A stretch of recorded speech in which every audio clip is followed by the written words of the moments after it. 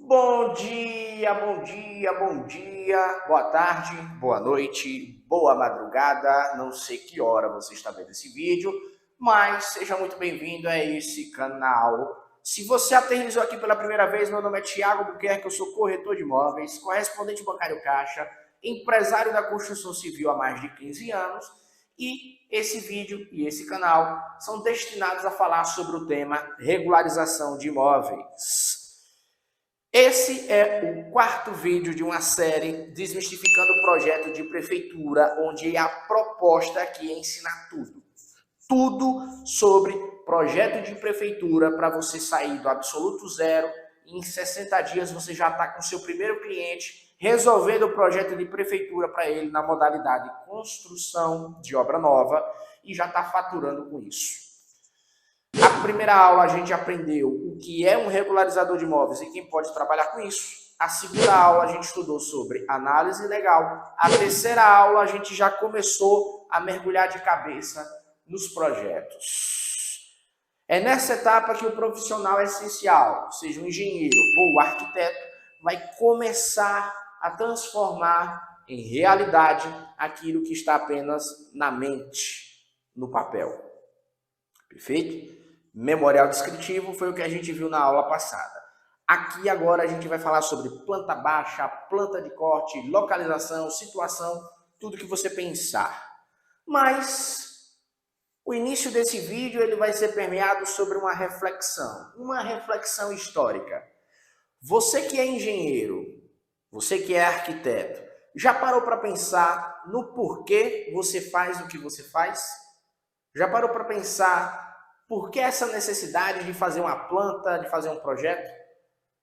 Ora, são duas necessidades.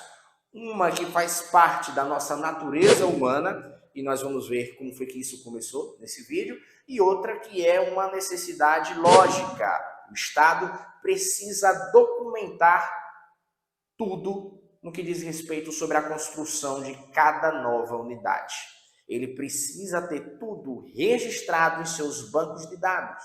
Então, ele exige, por determinação legal, que um profissional capacitado, e para isso ele tem que ter o quê? A faculdadezinha dele, o diplomazinha dele, a inscrição no CREA ou no CAL, a partir do momento que esse profissional cumpre esses requisitos, ele, aos olhos do Estado, é o profissional ideal para auxiliar nessa atividade de documentar tudo. E aí, por isso que você faz o seu projeto. Ele vai servir de norte para o cliente na hora de construir. Primeiro ponto, vai servir de norte. O cliente tem que seguir o que está ali para entender as medidas, para entender como executar aquele projeto. Perfeito. Mas ele vai ficar registrado no banco de dados da prefeitura, vai ficar registrado, pelo menos as informações básicas, no banco de dados do Estado, da Receita Federal, vai ficar registrado dentro do cartório. Então, o seu projeto ele serve de norte na hora da execução, perfeito, mas ele também serve para ficar registrado e documentado nos bancos de dados do Estado. Agora, conforme eu perguntei no começo, você já parou para pensar, senhor arquiteto, senhora arquiteta, engenheiros, engenheiras, por que você faz o que você faz? E para isso, nada melhor do que a nossa amiga e companheira história, para a gente entender como foi que surgiu no berço da humanidade essa vontade, esse desejo de fazer projetos, de fazer construções. Foi lá que surgiu essa habilidade. Que habilidade seria essa? A habilidade de transformar sonho em realidade.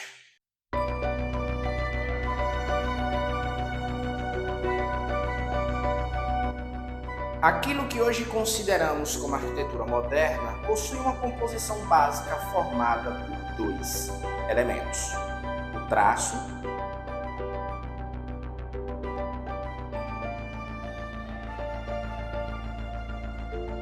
ou seja, o desenho no papel ou computador de uma determinada edificação.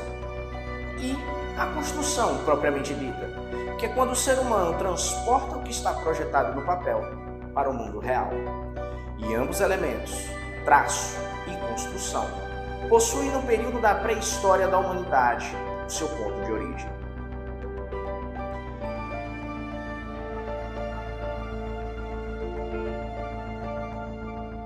Desde os primórdios de sua história, o homem já sentia uma necessidade quase inexplicável de representar a sua realidade. Tudo que ele via ao seu redor, ele desenhava e colocava na parede de sua primeira casa, a caverna.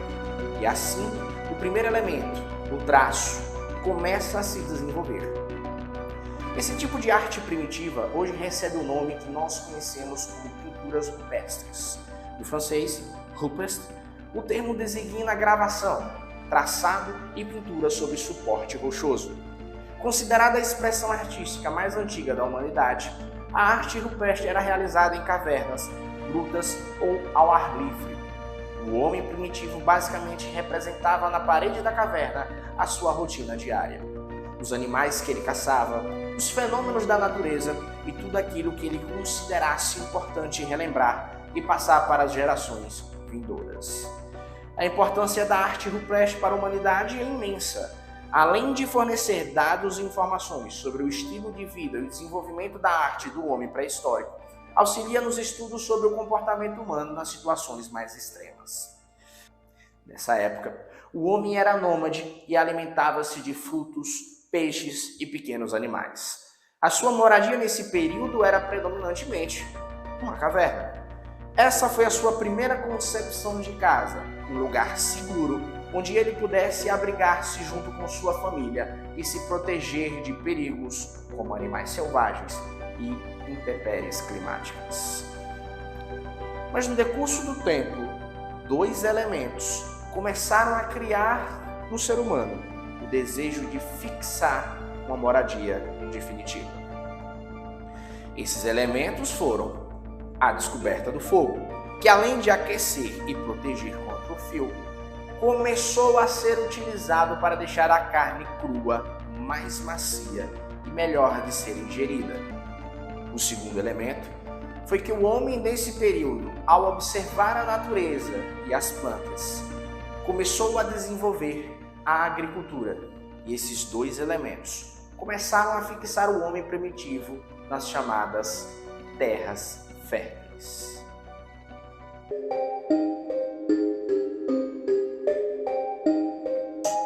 No começo, como já dissemos, a história da arquitetura está intimamente ligada ao conceito de abrigo, das intempéries, de possíveis predadores e de outras ameaças.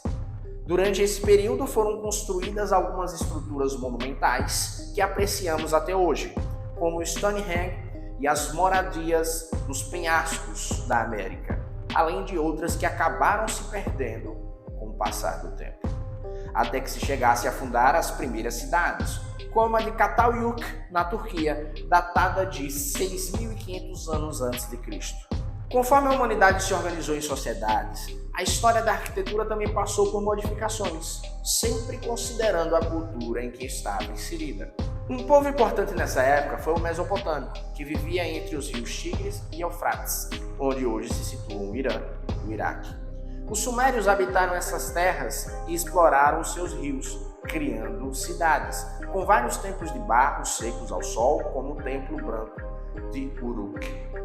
No período neo-sumeriano, os templos assumiram formas mais desenvolvidas e complexas, com estruturas escalonadas chamadas de zigurate. A população comum vivia na maior parte em casas pequenas, amontoadas ao redor de pátios interiores. Décadas depois, os babilônios invadiram a Mesopotâmia, introduzindo novas estruturas urbanas e arquitetônicas, principalmente com formas ortogonais.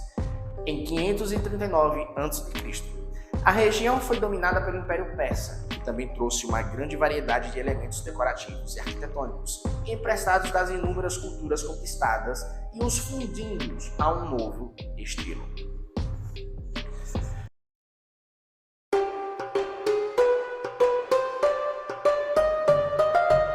é no Egito Antigo que a concepção de arquitetura, tanto no traço quanto na construção, iria mudar radicalmente os padrões humanos, criando uma nova referência no setor.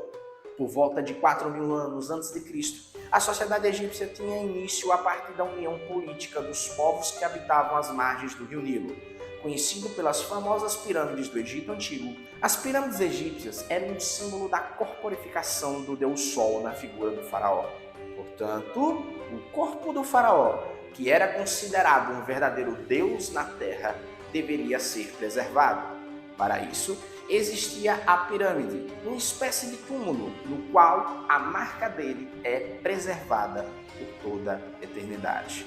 Devemos aos egípcios antigos a técnica de construção com pedras. Afinal, o uso de tijolo de barro não era interessante, pois não oferecia a durabilidade esperada para a figura do faraó, que deveria ser eterna.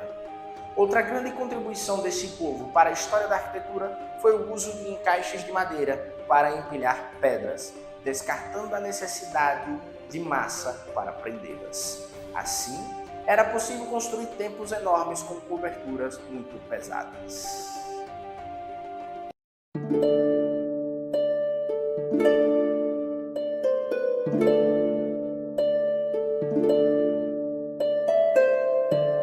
Impossível, no entanto, falarmos da história da arquitetura sem citarmos a arquitetura grega, que até hoje inspira diferentes projetos. Ao contrário dos outros povos, os gregos buscam sempre alcançar o máximo da perfeição, usando para isso a razão. Por meio de complexos cálculos matemáticos, regras, proporções, geometria e perspectiva, eles criavam templos memoráveis e manipulavam diferentes materiais, em especial o mármore. O elemento começou a ser utilizado pelos gregos no século VI a.C., a partir de uma técnica bastante semelhante à dos antigos egípcios. Com o passar do tempo, contudo, eles passaram a dominar outros materiais, como o ferro, substituindo os encaixes de madeira por dobradiças de metal, também mais resistente às estruturas. A vida dos gregos era muito diferente das dos egípcios e também dos persas. Por isso, a arquitetura grega também tem distinções importantes dos demais povos. A vida cívica tinha grande importância para os gregos, criadores da ideia de democracia, e por essa razão, os templos eram locais de adoração dos deuses, mas também de discussões, estudos e muita filosofia. Com o tempo, novos locais foram surgindo para dar conta das mudanças vivenciadas pela sociedade grega. Nasceram as ágoras, espaços abertos, cercados por prédios públicos e templos. A ágora foi o berço da democracia, do debate e da filosofia. Apesar disso, os assuntos religiosos continuavam sendo importantes. Os locais destinados às práticas eram incorporados aos espaços públicos das polis. Assim, os rituais populares aconteciam em lugares construídos para essa finalidade, como a Acrópole. Dos gregos, também herdamos teatros de arena, arenas esportivas e muitos itens que seriam mais tarde aproveitados e melhorados pelos romanos.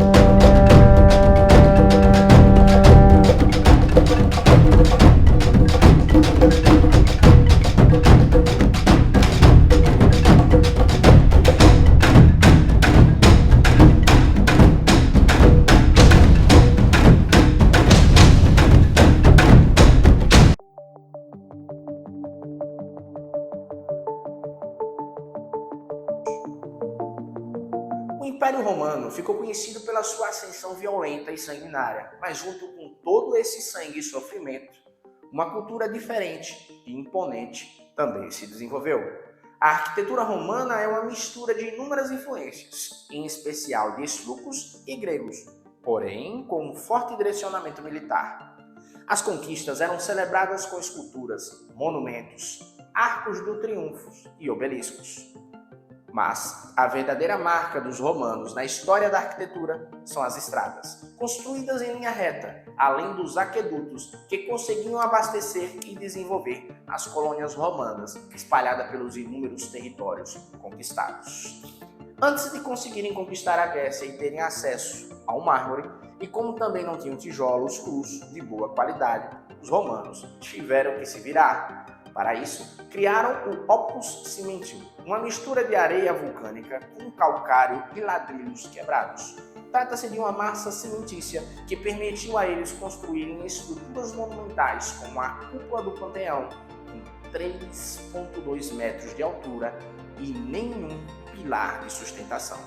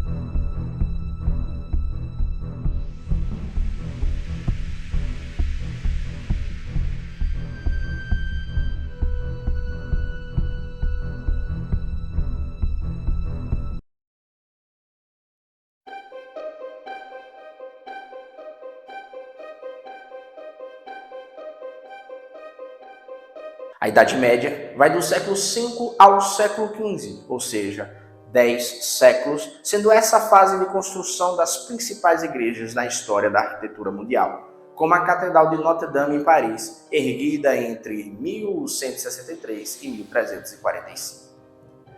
As igrejas são o principal marco da arquitetura medieval. Elas eram construções gigantescas que simbolizavam a tentativa do homem de alcançar os limites celestes e tocar Deus com as suas torres pontiagudas.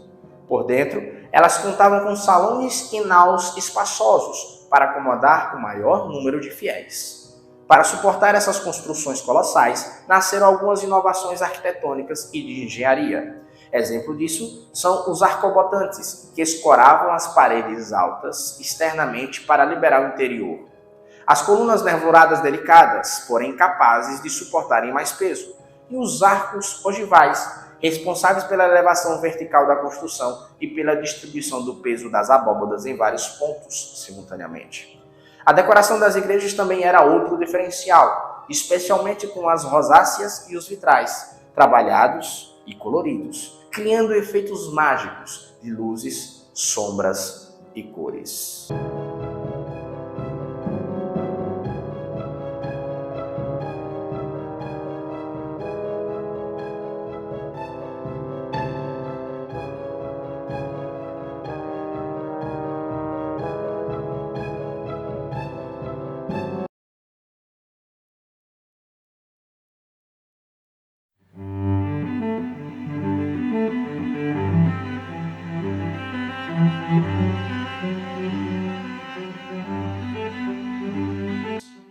A Idade Média chega ao fim. Com isso, a estrutura de poder na Europa se modifica, surgindo os Estados Nacionais. E apesar do forte poder da Igreja Católica, aparecem novas religiões graças à Reforma Protestante. Diante de tantas transformações, em um celeiro cultural tão vibrante como era a sociedade europeia na época, é claro que a história da arquitetura também passa a se modificar. Antigas criações romanas são redescobertas pelos novos arquitetos, influenciando as criações da época. A relativa liberdade científica também proporciona avanço nas técnicas construtivas, com novas experiências e a concepção de novos espaços. O Renascimento teve início, então, na Itália, e a sua principal característica é a inspiração nas formas clássicas. É considerado um momento de ruptura da história da arquitetura, com obras que se apoiavam em pilares essenciais do classicismo e o humanismo. O homem renascentista encarava o mundo greco-romano como um exemplo. Por isso, as obras arquitetônicas traziam as características clássicas.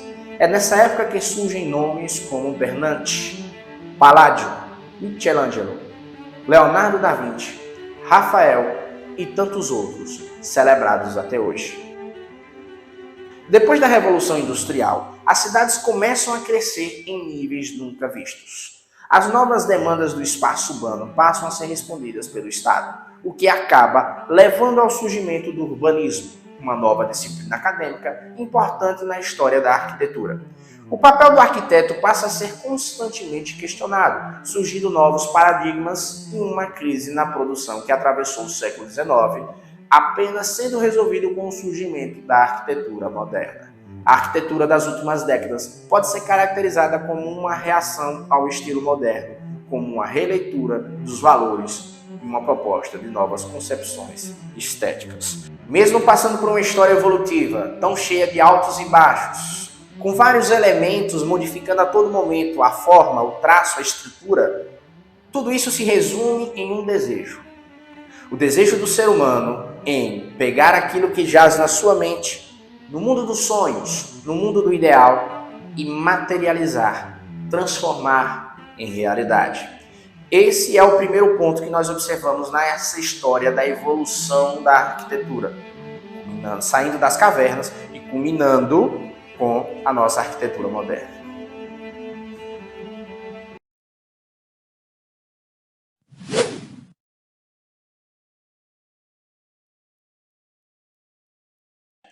Esse é o primeiro ponto que nós observamos nessa história da evolução da arquitetura, saindo das cavernas e culminando com a nossa arquitetura moderna. Esse primeiro ponto histórico foi analisado para que nós possamos nos engrandecer com conhecimento. Vamos agora para o ponto prático. Conforme dissemos no início dessa aula, a necessidade de se fazer um projeto arquitetônico serve para o Estado, para que ele possa documentar e arquivar todo o surgimento e toda a criação de uma nova unidade habitacional. Vai servir para o Estado tanto quanto um histórico, como para que ele possa, daquele momento para o futuro, saber como lidar com aquele imóvel, cobrar impostos, tributos, saber lidar na hora de determinar a posse, a propriedade, a herança, tudo isso porque você, engenheiro ou arquiteto, está fazendo o seu trabalho muito bem feito, que é materializar o sonho de alguém.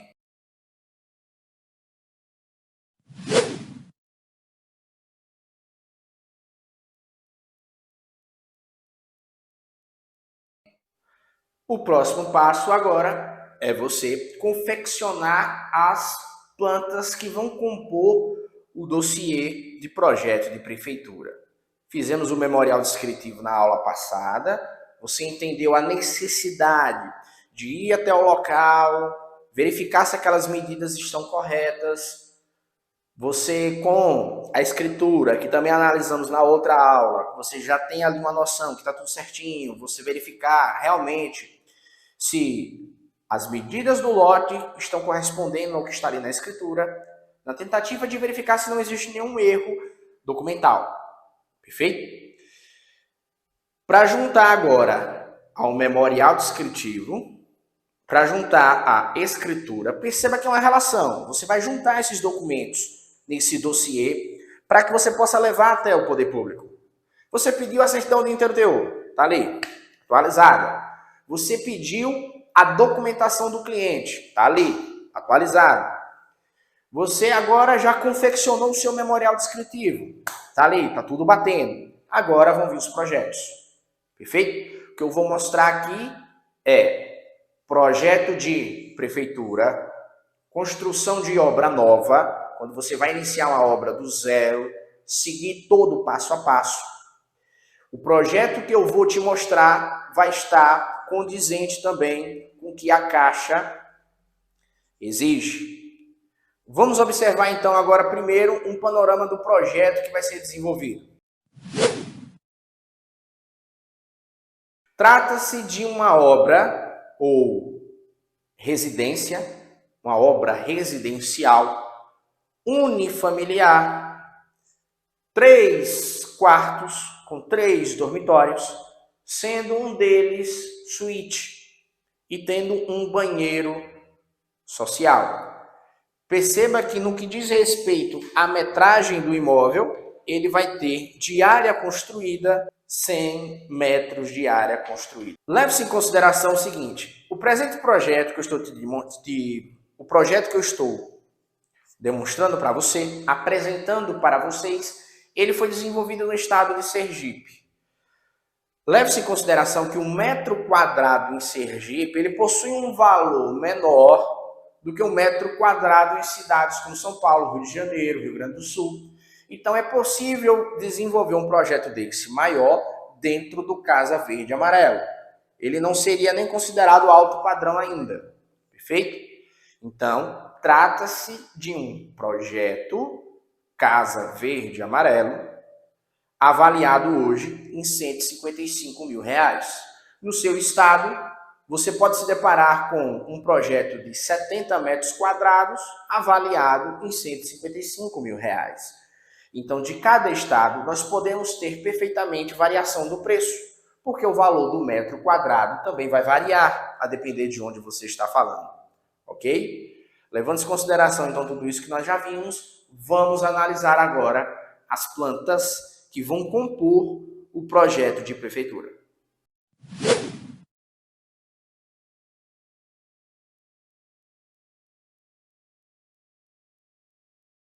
A primeira delas é a chamada planta de localização.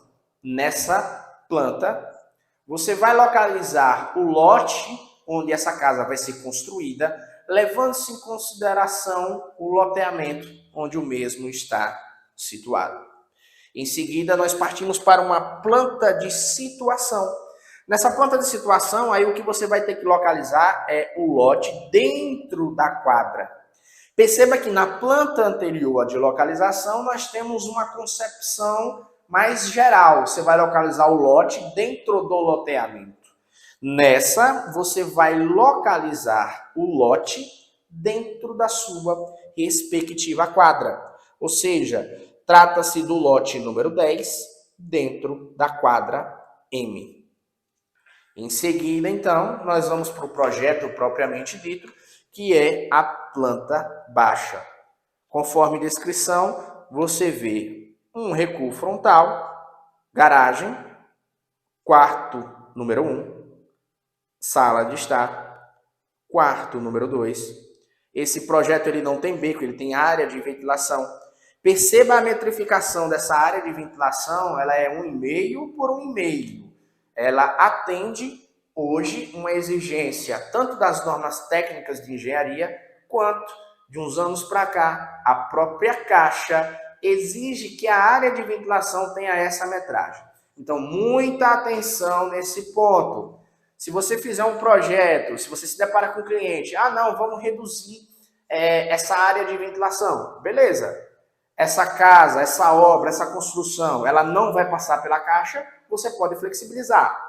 Se essa obra, se esse projeto, obrigatoriamente, se deseja um financiamento habitacional, com ênfase na Caixa Econômica Federal, é obrigatório que a área de ventilação tenha essa metragem de 1,5 por 1,5. Perfeito? Gravem bem isso, certo? Continuando, você tem o banheiro social, uma pequena circulação, a cozinha e a suíte. Essa casa, então, conta com 2 banheiros, certo? Pela ótica da Caixa, você pode ter, você obrigatoriamente tem que ter esse banheiro aí, que é o banheiro social. O banheiro social, ele faz parte do critério mínimo de habitabilidade. Eu posso fazer um projeto só com o banheiro da suíte e não fazer o social? Resposta: a maioria esmagadora das prefeituras não aceita e a Caixa Econômica também não aceita. É critério mínimo de habitabilidade. O banheiro social, o banheiro que vai servir a qualquer pessoa. O banheiro da suíte, ele já passa uma ideia de privacidade, um banheiro que não está tão acessível assim. Então, a noção de critério mínimo de habitabilidade é o banheiro social. Com isso, eu quero dizer que o banheiro social é indispensável, o da suíte aí, ele é opcional. Com o desenvolvimento da classe média, a suíte passa a ser um critério, digamos assim, opcional, que visa trazer mais conforto aos moradores. E a área de serviço. Vamos recapitular agora aqui se os elementos mínimos de habitabilidade eles realmente estão contemplados. Pelo menos um quarto. Tem? Tem. Aqui tem 3 quartos. Vaga de garagem, que me perguntaram, ele é obrigatório? Não, não é obrigatório. Mas a maioria esmagadora hoje dos projetos classe média alta, todos vão ter a vaga de garagem. Perfeito?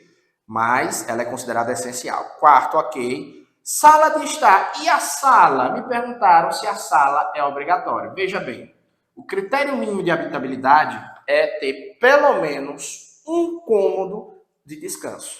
Então, esse cômodo teria que servir como quarto. A sala, ela possui uma concepção, digamos assim, não obrigatória. Perfeito? Não obrigatória, mas venhamos e convenhamos. Você vai conseguir fazer um projeto decente, hoje em dia, sem uma sala?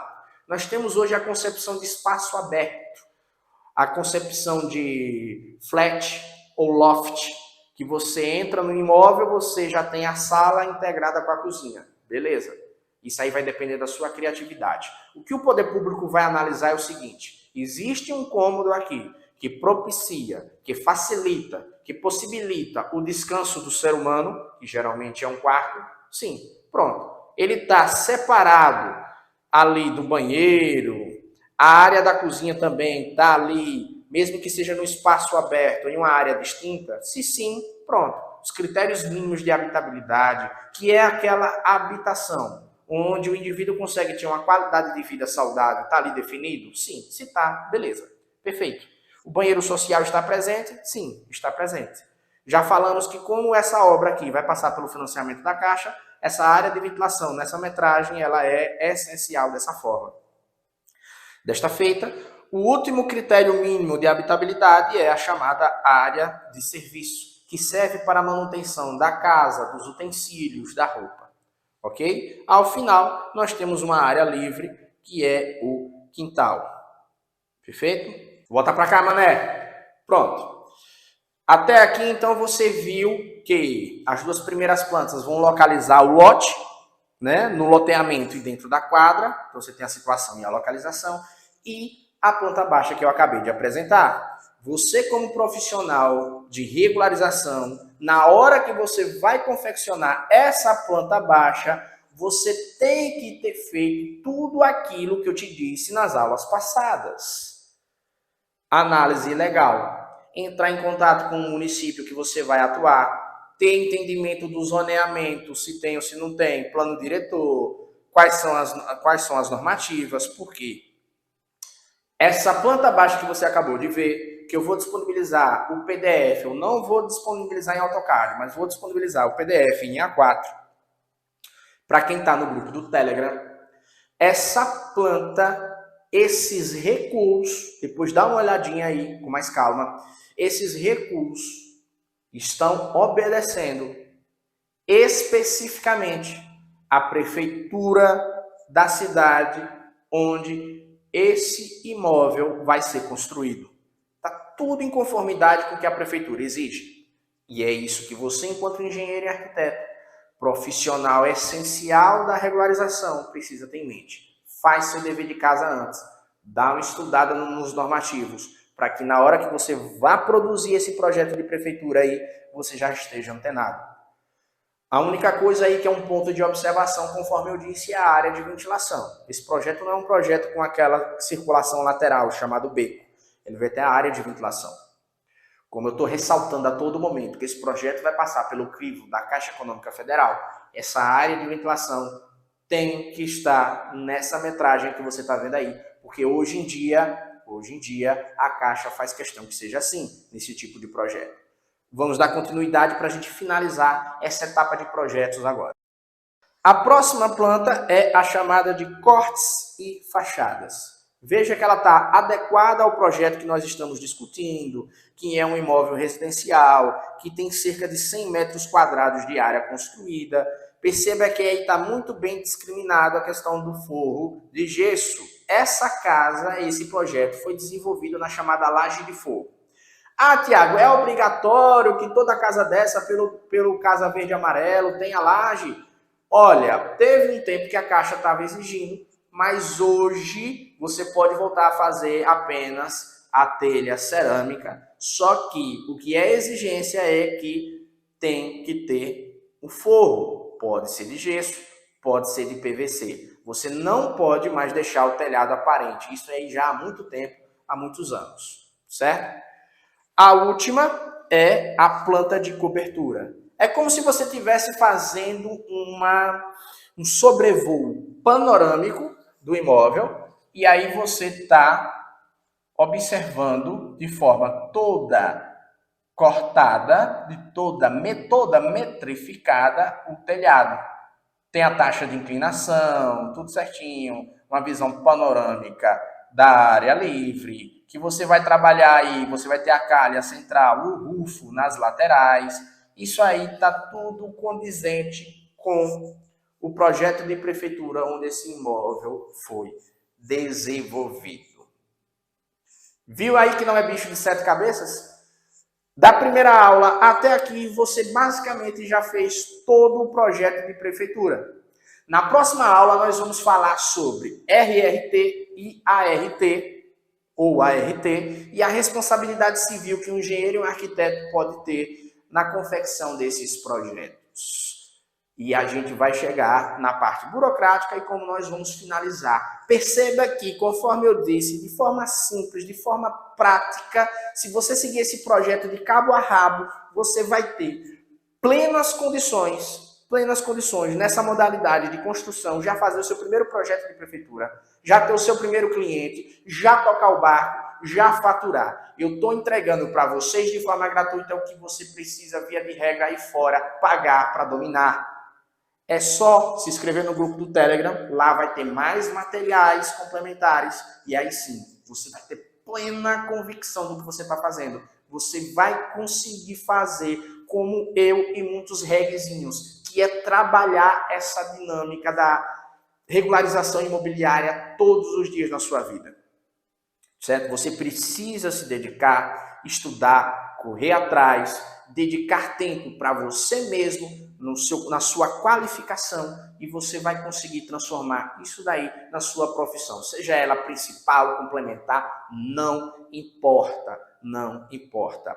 Com o aumento dos financiamentos imobiliários, esse tipo de profissional que faz esse tipo de regularização, ele é cada vez mais requisitado, cada vez mais procurado. E não tem profissional bom para estar fazendo isso daí. E esse é apenas um dos projetos. Aqui no canal a gente vai falar sobre todas as outras modalidades, pelo viés técnico, para engenheiro, para arquiteto. Vamos falar sobre as modalidades jurídicas, o inventário, o uso capião, como vocês vão fazer parceria. Vamos falar como o corretor de imóveis vai estar inserido nesse contexto aí também, para estar exercendo o chamado despachante imobiliário e faturando a mais. Beleza? Considere hoje YouTube e Instagram como plataformas de busca de conhecimento. Considere hoje esse tipo de vídeo, esse tipo de projeto como uma qualificação que a faculdade não conseguiu e não consegue lhe ofertar. Por que eu faço tudo isso? E de graça. Porque meu objetivo é formar aqui nesse canal uma comunidade de todos os profissionais da construção civil. Engenheiro, arquiteto, corretor e advogado imobiliário. Certo? Comunidade unida é sinal de network. E na construção civil, você ter esse network com vários profissionais por todo o Brasil, isso significa possibilidades de investimentos para mim e para vocês. Beleza? Vamos firme, vamos juntos. Se você não está no grupo do Telegram, se inscreve aí. Valeu!